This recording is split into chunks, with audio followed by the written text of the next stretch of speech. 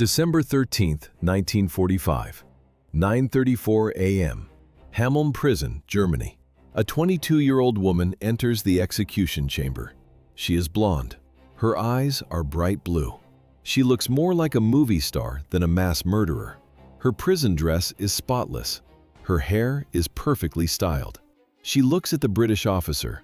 She looks at the wooden gallows. Then she looks at the noose. Irma Grese smiles. The contrast is sickening. This is the beautiful Beast of Belsen. She is the same age as the women she tortured. In 8 minutes, her pulse will stop. She will become the youngest woman executed under British law in the 20th century. How does a teenager from a dairy farm become the second highest-ranking female guard at Auschwitz? She didn't just follow orders. She enjoyed them.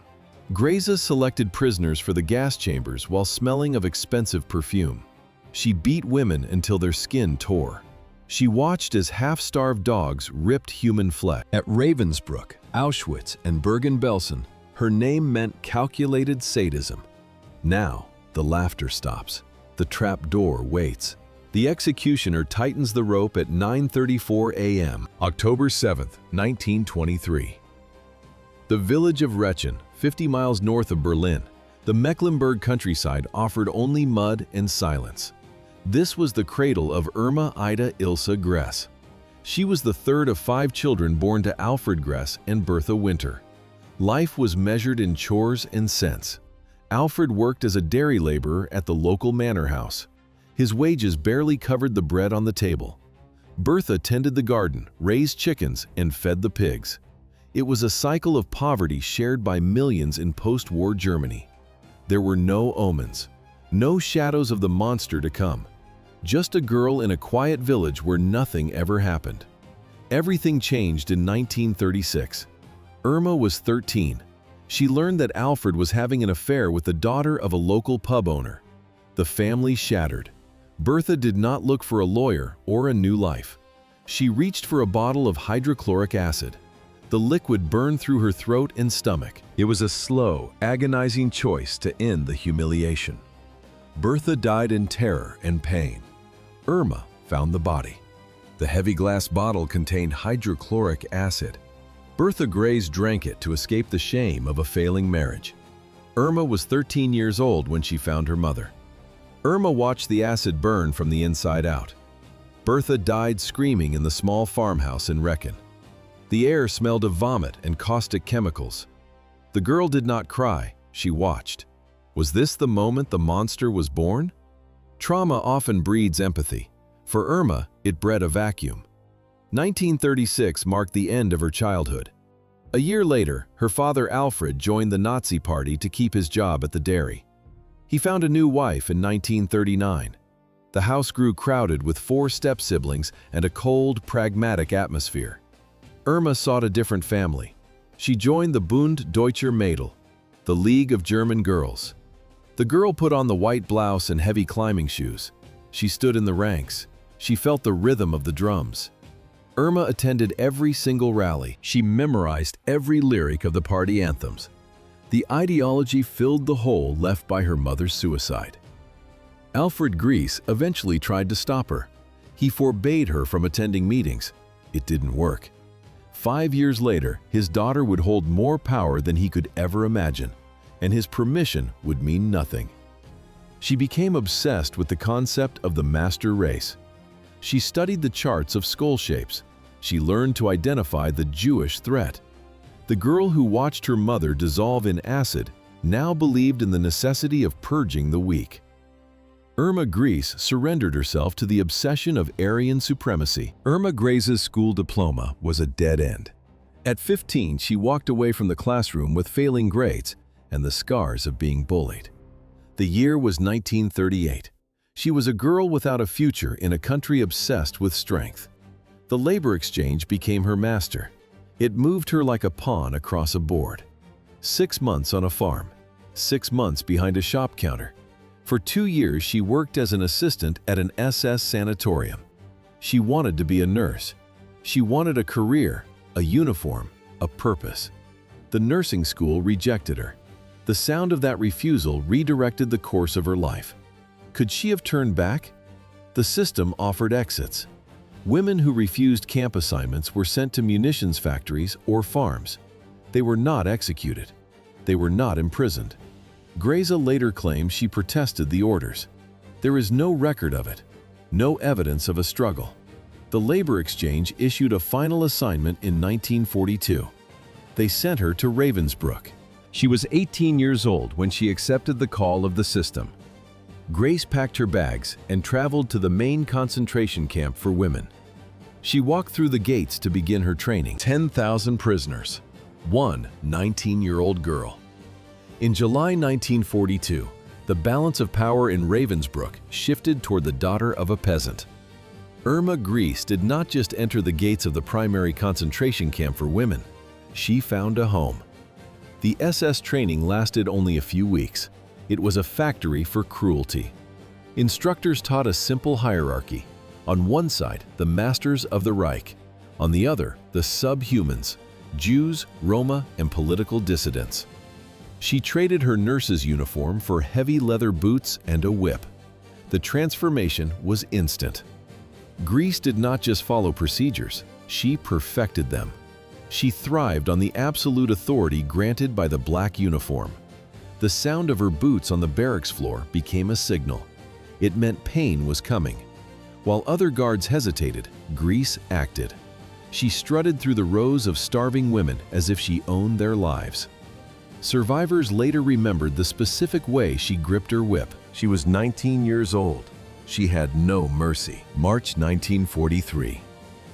Ravensbrück was no longer enough for her. Irma Grese moved to Auschwitz-Birkenau. It was the factory of the final solution.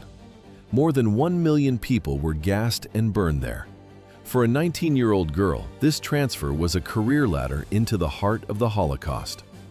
She entered the women's section of Birkenau. The scale was staggering. Imagine a city of 30,000 people, all of them women, mostly Polish and Hungarian Jews. One 20-year-old girl held the power of life and death over this entire population. It was the population of a small German town. All of it was hers to destroy. Irma rose through the ranks with cold efficiency. She was loyal, she was obedient, she was enthusiastic. By autumn 1943, she became an Oberaufseherin. She was now the senior SS supervisor. This made her the second highest-ranking female guard in the entire camp. She had total authority. She could do whatever she wanted to 30,000 women, and she did. Survivors remembered her beauty, blonde hair, blue eyes, perfect skin. She wore tailored uniforms sewn by prisoners from stolen fabric. She walked the camp as its absolute master. Irma Grese became the senior supervisor. Irma Grese looked like an angel in a graveyard of 30,000 women. Her appearance was her first strike.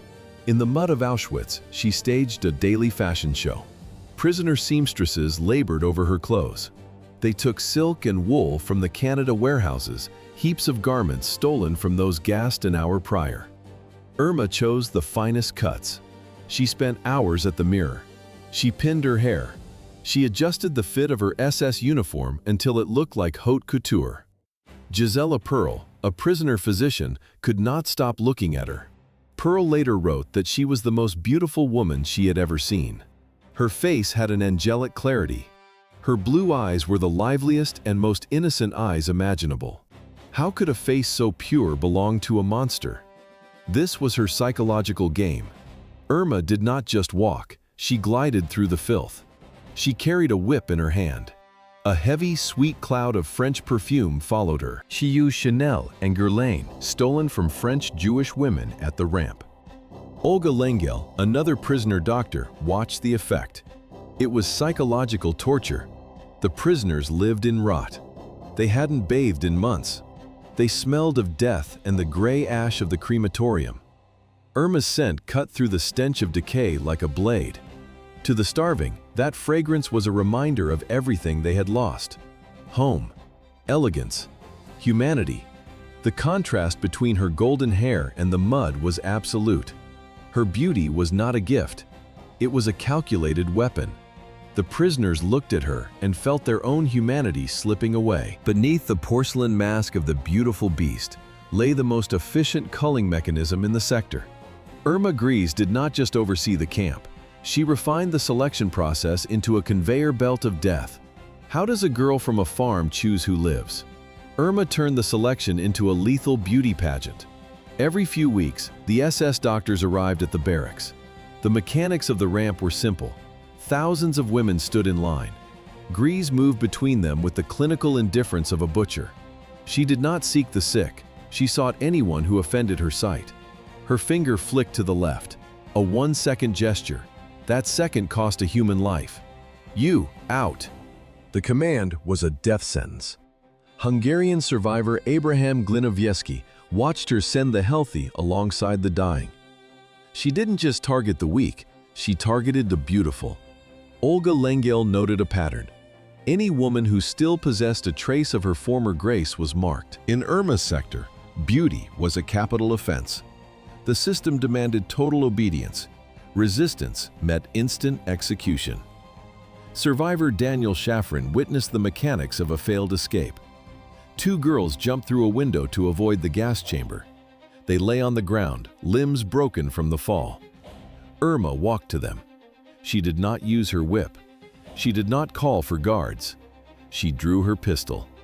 1 shot to the first head, 1 shot to the second. 2 lives ended by 2 bullets. If she acted as a judge during selection, she became a butcher near the barracks. The transformation was instant. A bicycle tire crunched on the gravel of Birkenau. Irma Grese pedaled through the camp with the casual ease of a girl in a park.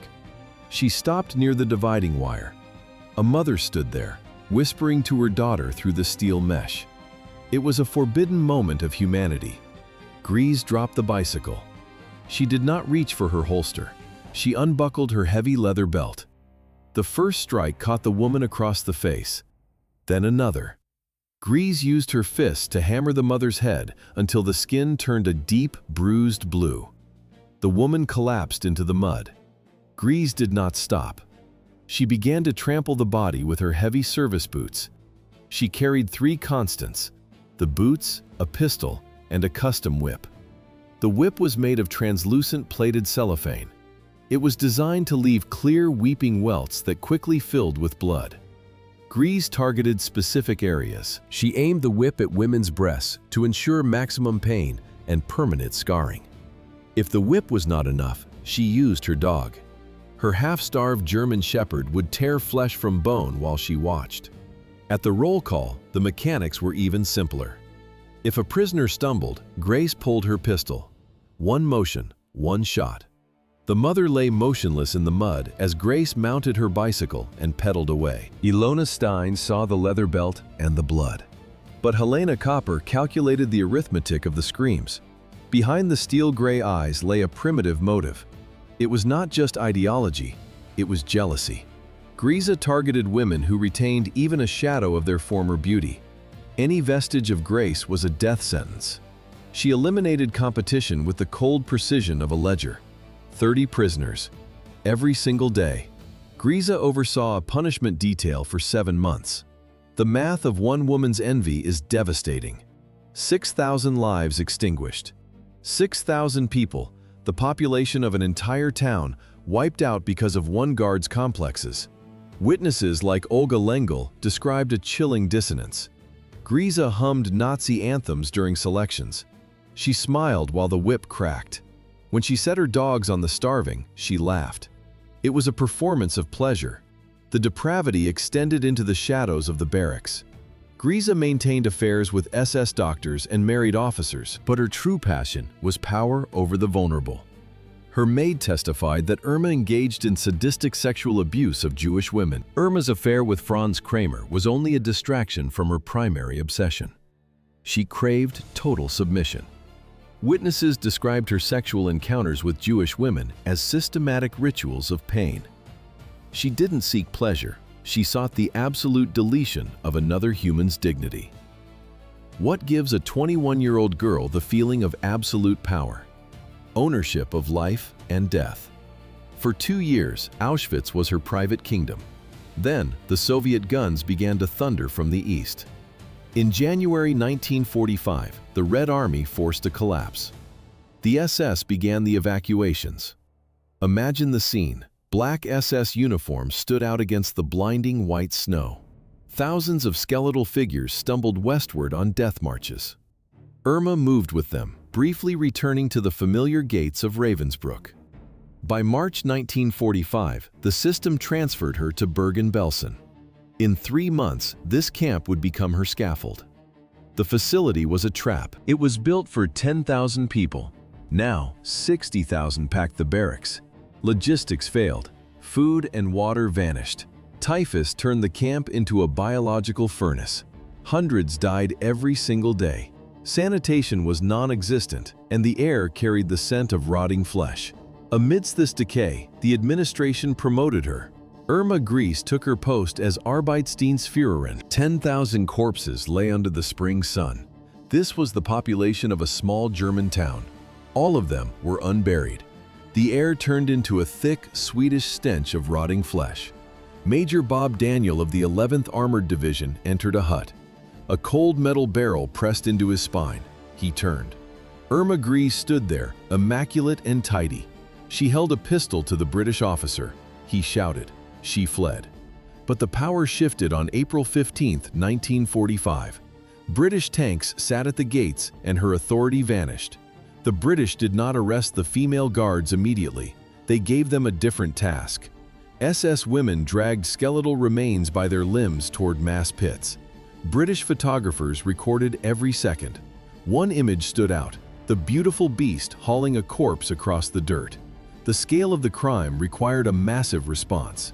On September 17, 1945, the first Belsen trial began in Lüneburg. 45 defendants faced the court, including Joseph Kramer and Dr. Fritz Klein.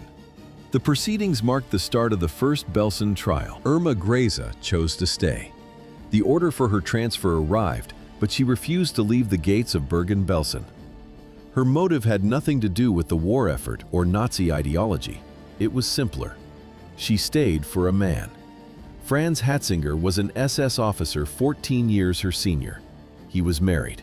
She called him Hatchi. While typhus decimated the barracks, Grese and Hatzinger carved out a private sanctuary of adrenaline and lust. They vanished for hours into locked rooms. The contrast was absolute. In one moment, she lay in the arms of an officer. In the next, she stood over a huddle of starving women. Witness Daniel Chaffrin watched her work 2 weeks before the liberation. She carried a heavy riding crop. She didn't just strike. She methodically broke a young girl with rhythmic, heavy blows. The epidemic killed hundreds every day. The air turned thick with the stench of the unburied. Grese ignored the piles of corpses to keep her appointments with Hatzinger. She didn't stay to serve the Reich. She stayed to keep her lover in the middle of a graveyard. April 15, 1945. The 11th Armored Division reached the camp. British Brigadier Bob Daniel began to inspect the site. He moved toward a hut, surrounded by the silence of the dying. Suddenly, something sharp jabbed him in the back. He spun around to face a woman. Irma Grese looked him in the eyes and refused to move. The riding crop she once used to impress her lover now lay on the evidence table in Lüneburg. The whip had become Exhibit A. The British military court opened the trial of 45 war criminals, 54 days of grueling procedure. In the dock sat the Beast of Belsen, Joseph Kramer. Beside him, Fritz Klein, the doctor who traded his Hippocratic oath for the gas chambers. 5 women stood among the men. Each wore a large numbered placard. Irma Grese was number 9. 2 charges: crimes against humanity at Auschwitz, crimes against humanity at Bergen-Belsen. The list was a clinical inventory of sadism. Arbitrary shootings, setting attack dogs on emaciated inmates, selecting thousands for the ovens. The courtroom remained silent. Only the voices of survivors cut through the air. One by one, they took the stand. Their voices were cold, brittle, or broken by sobs. Then came the confrontation. One witness stopped speaking and turned toward the dock. She raised a trembling hand, and pointed her finger directly at number 9. Every morning of the trial, Grese appeared with a new hairstyle, complex braids, carefully curled locks. She treated the courtroom like a high society gala. While victims trembled, number 9 checked her reflection. She didn't know her lover, Hatzinger, had died of typhus on April 23rd. She was still dressing for a dead man. The lights went out in the courtroom. Projectors flickered. The screen showed Bergen-Belsen. Corpses stacked like cordwood. Mass graves. Skeletal survivors crawling through filth. The audience gasped. Some wept. Grese watched the screen with a blank stare. Her pulse didn't quicken. Not a single muscle in her face moved. Why did she keep a whip if the commandant forbade it? The prosecutor leaned in. Grese didn't flinch. She admitted to the whip. She called it light. Then she shrugged. Yes, she used it against orders. Yes, she knew it caused pain. She didn't beat prisoners out of duty. She beat them because she chose to. Then came the lies about the gas chambers. Grese claims she only heard rumors from the inmates. She denied the selections. But witness after witness pointed at her. They remembered her face at the ramps. They remembered her hands signaling who lived and who died. Her arrogance finally hit a wall. She stopped defending her actions and reached for the standard Nazi script. Himmler was responsible for everything. She was just a cog. She looked at the judges and delivered her final attempt at justification.